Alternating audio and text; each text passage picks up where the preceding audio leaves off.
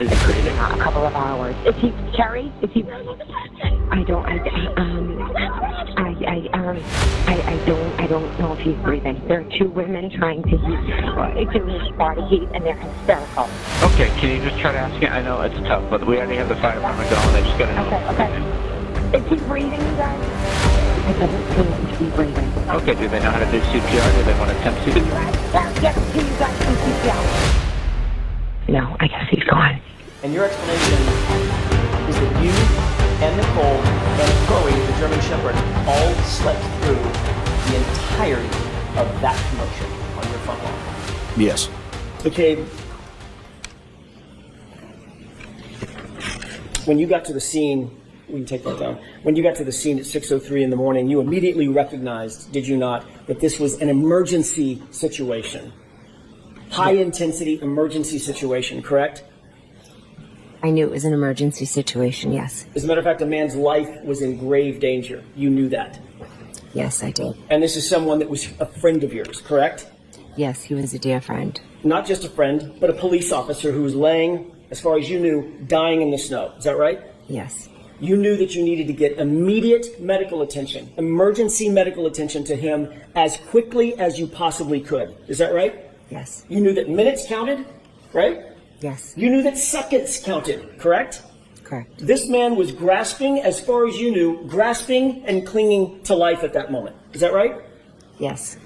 That's why you called 911, to get emergency personnel who are trained in CPR and life-saving measures to the scene, to the gentleman, to Mr. Okeefe, as quickly as you possibly could, correct? Yes. You called 911 at about 6:03 and 35 seconds. Is that right? I don't expect you to know down to the second, but it was about a couple of minutes after 6. Right after, yeah, we found him, yes. And were you dispatched to a call at approximately 6:05 a.m.? Yes, I was. And if you recall, what was the dispatch in regard to, and where specifically were you dispatched to? It was a call of a person that was unconscious outside, I believe it was 34 Fairview Road in Canton. And as you're coming down Fairview, utilizing that spotlight, what, if anything, do you observe out in front of you? Well, as I got to my destination, I saw 3 people on the lawn of in the snow, waving at me. And initially, when you see these 3 people in the snow, do you have any idea sort of who they are, or male, female, anything like that? There were 3 women, and I later learned there was a male subject on the ground. What, if any, observations did you make of Miss Reed and what she was doing or saying at that time? Miss Reed was visibly upset. She kept saying, "This is all my fault. This is my fault. I did this," and she was very hysterical. And when she's saying this, can you describe sort of how she's saying this? I mean, is it a whisper, is it a scream, or is it something in between? She was yelling pretty good. Now, as far as the defendant, Ms. Reed, what, if anything, do you recall her sort of doing as you're on scene and as you're going about what you're trying to do? She was screaming, "Is that my boyfriend? Is he dead?" And when you say screaming in a fairly loud voice, correct? Very, very loud, yes. When you first sort of arrived to Mr. Okeefe, you mentioned that there were 3 females sort of huddled around. Is that correct? Correct. What, if anything, did you observe any of those females doing with respect to Mr. Okeefe when you first got there? That group seemed to be agitated. There was it was a scene of heightened emotions. As I stated, when I stepped out of the ambulance, I could hear screaming. I could hear people yelling. She was just acting kind of erratic and kind of running around screaming different things.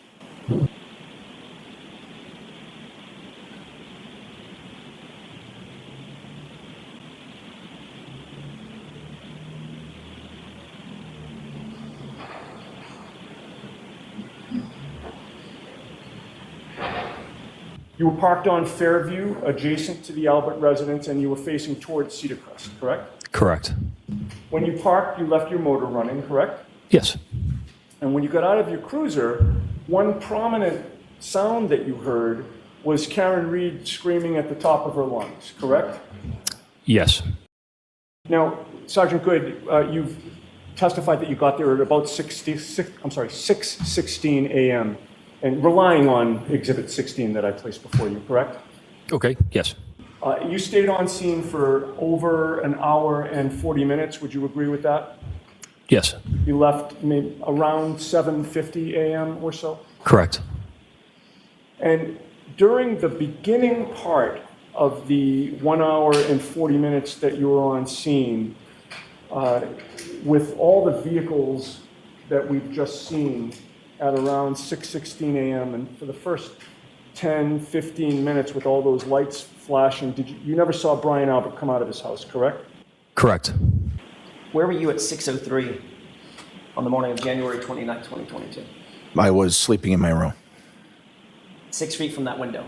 Yes. Understanding this is a graphic representation, not a photograph, do you see the windows that you've just described servicing your bedroom? Yes. They directly overlook this portion of the lawn, the left side of the lawn. Yes. Furthest from the driveway. Yes. How many feet from the windows would the closest part of your bed be to those windows? Maybe 5 feet. 6 feet. You indicated that Nicole came to bed about 2 o'clock in the morning. Yes.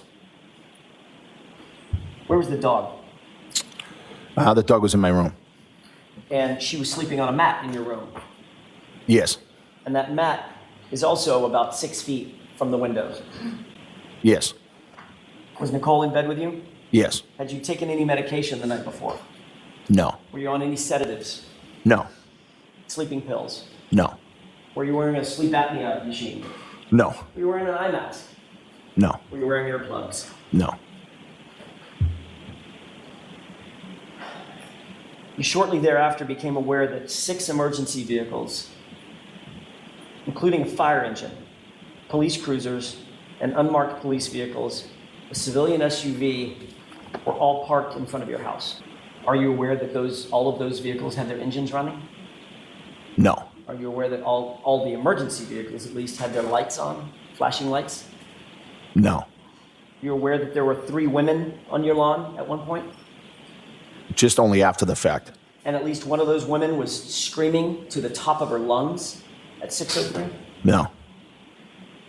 Again, your German Shepherd was 6 feet from the window. And by the way, we've already talked about this. Earlier that day, you've already indicated she was barking because she heard people and noises downstairs when you guys came in the house. Yes. Okay. And your explanation is that you and Nicole and Chloe, the German Shepherd, all slept through the entirety of that commotion on your front lawn. Yes. Paul! Paul, can you hear me? Paul! Paul! Can you hear me? Paul! Paul! Turning your attention to later on that morning, or the beginning of that morning, the daytime morning of January 29th. Obviously, at some point you wake up, correct? Yes. And what is it that wakes you up on that morning? I was awoken that morning to my sister-in-law, Jen, had burst into my room. Well, at some point between 6 and 6:30 that morning, my sister Jennifer came bursting into my bedroom. And do you know about what time that was? It was early in the morning, between 6 and 6:30, I would say. Continue watching the film and see if you see that same person walking toward the house.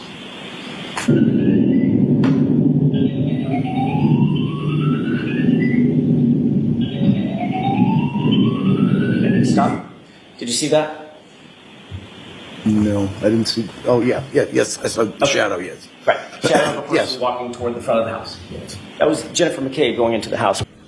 On the morning that you described going into the house, January 29th, 6:40 a.m. or so, you indicated that you burst into the bedroom to wake your sister and Brian Albert. Is that right? Yes, I went into the bedroom. It's still dark out, correct? Yes. There had been relative chaos on the lawn for a number of minutes, from about 6:10 until at least 6:40. When you went, there were still emergency vehicles with lights on and engines running. Chaos, relative chaos, bedlam, as somebody has said, on that front lawn, correct? It was more on their side lawn and down the street, kind of like all the cruises. A lot of them were behind their lot. Right in front of 3430, correct? To the side, in the side yard of 34 Fairview, yes. And on the lawn of 34 Fairview. Yes. Where first responders were responding, correct? Yes. And you say at night was screaming to the top of her lungs, is that right? Yes, she was. And Carrie Roberts was screaming back at her? Yes. Shut up, or shut the fuck up, right? Yes. Yeah. Yes. Yeah. Then at 6:40 a.m., under the cover of darkness, you walked in the front door of the unlocked front door of Brian Albert's house, correct? I went into my sister's house, correct. It wasn't Brian Albert's house? And Brian Albert, yes, I'm sorry. You then climbed the stairs up toward the bedrooms, correct? Yes. You walked into the bedroom door where Brian Albert and Nicole Albert, according to you, were sleeping. Is that right? Yes. So you would agree that you unexpectedly, in terms of their view, unexpectedly walked into their house basically in the middle of the night, middle of the morning. Yes. You indicated that when you went through their bedroom door, you sort of burst through, correct? I opened the door. I don't know if I used the word burst. Burst. You previously indicated that when you went through the door, it was chaotic because you were so amped up from the events. Is that right? I don't know if I used those words. Bursting. Would you say that you were loud or quiet? I think as I explained earlier, I was like where everything was going on around me, and I was kind of like in just a state of shock. And I remember thinking, I don't want to startle them, but I have to wake them up, because obviously when I wake them up, they're going to be panicked and think something terrible happened. Well, why didn't you want to startle them? Something terrible had happened.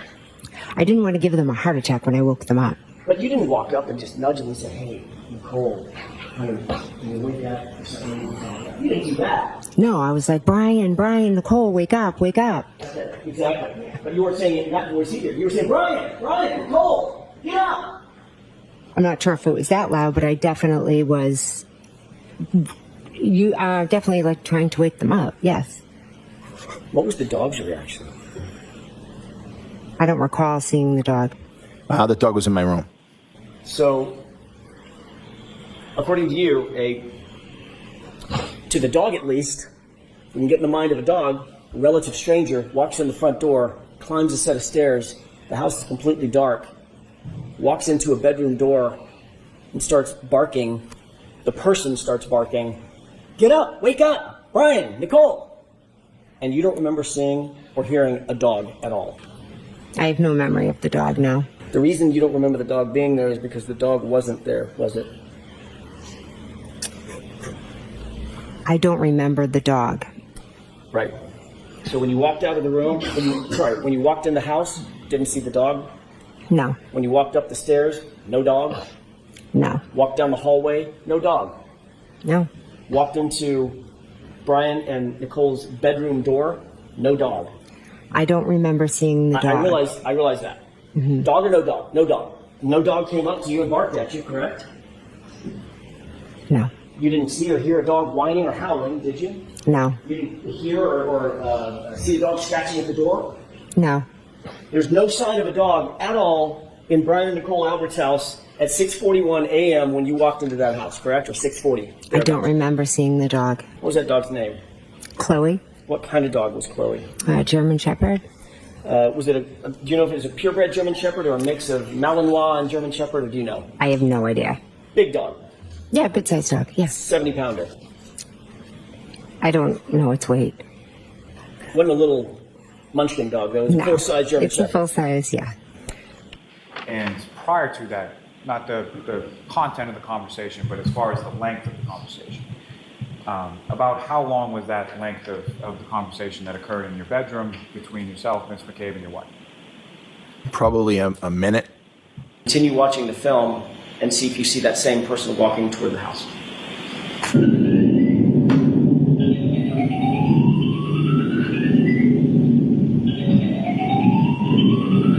Stop. Did you see that? No, I didn't see. Oh, yes, I saw the shadow, yes. Right. Shadow of a person Yes. walking toward the front of the house. That was Jennifer McCabe going into the house, wasn't it?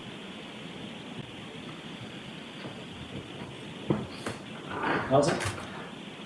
At this point, is there anything that changed in the scene? Yes. What's that? It appears that there's now a light on inside the home. And at this point, Ms. McCabe has been inside the house for approximately how long, if you could estimate? Maybe 3 minutes. To be clear, you are a trained first responder. Yes.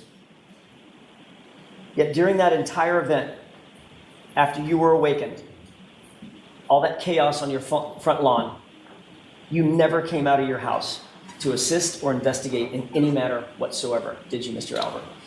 Once I was awakened? Correct. No. I have a question, Ms. McCabe. On all of Fairview, the entire road between Chapman and Cedar Crest, can you think of any person on that road who might have had life-saving techniques trained? Things again. First responder, someone who knew how to deal with someone in distress, someone with high skill level training. Do you think of anyone on Fairview who had that kind of training? Yes, my brother-in-law, Brian Albert. And you didn't go in the house, did you? No, I did not. When you arrived at the scene, you didn't go in? Not until much later, correct? Our focus was John. You knew that Brian Albert was inside the house. You'd just been with him hours earlier, correct? Yes. You knew that his window was 30 feet away. You're staring at it. You could look at it if you wanted to, correct? It's off to an angle. And you didn't go in the house then either. I did not know. You knew that John Okeefe was clinging to life during those precious minutes and seconds. Is that right? I did, yes. And you also knew that Brian Albert, your brother-in-law, was a first responder trained to deal with people in that kind of distress, correct? In that moment, my only thoughts were John and everything we could do for John. And you knew that there were warm blankets inside the house. Is that right? I did, yes. There were warm blankets in the house. And you still never went in, did you? No, I went and attended to John because once I finished calling 911, I went over to John and Kerry Roberts asked me to take over compressions.